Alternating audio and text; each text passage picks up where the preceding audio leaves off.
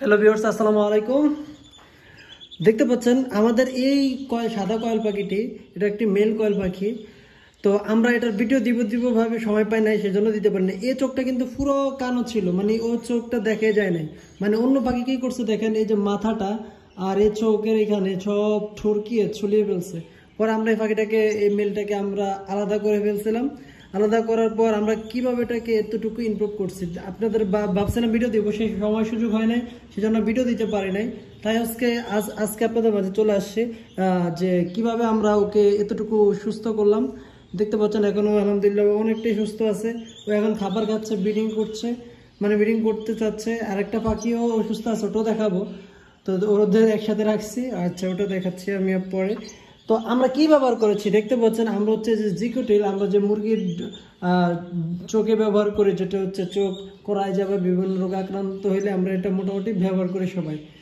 তো আমরা এই ড্রপটাই আমরা এই কয়েল পাখিকে ব্যবহার করছি। ও চোখ যেহেতু মেলতে পারে নাই, চোখটা অফ হয়ে গেছে, সেজন্য হচ্ছে আমরা এই জিকোটিল ড্রপটা আমরা এই পাখিটাকে ব্যবহার করলাম।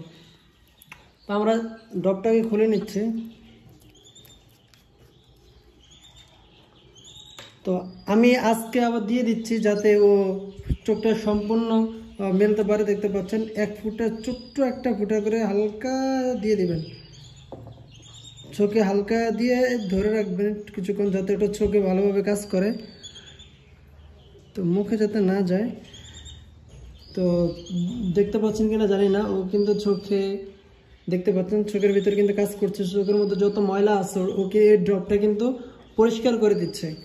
আমরা যদি ড্রপটা না ব্যবহার করতাম, ওর চোখটা লেগে থাকতো, আর কখনোই ও কিন্তু এই চোখটা খুলতে পারতো না, আর এই চোখ দিয়ে কিন্তু ও অন্য কিছু দেখতে পারতো না।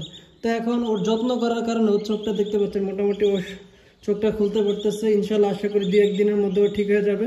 আর এই যে মাথা যে ঠুরকিয়ে ফেলছে, আমরা কি করছি এটার জন্য, আমরা দিয়েছি যে আমাদের বাসায় যে হলুদের গুঁড়া আছে, আমরা এখানে কিছু পরিমাণে দেখাই আমি আপনাদেরকে। আমরা হলুদের গুঁড়া নিয়ে নিয়েছিলাম।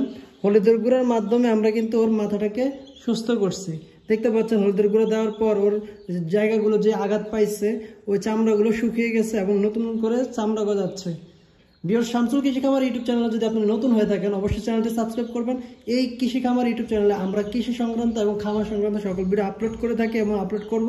ইনশাল্লাহ আমাদের সাথে থাকুন।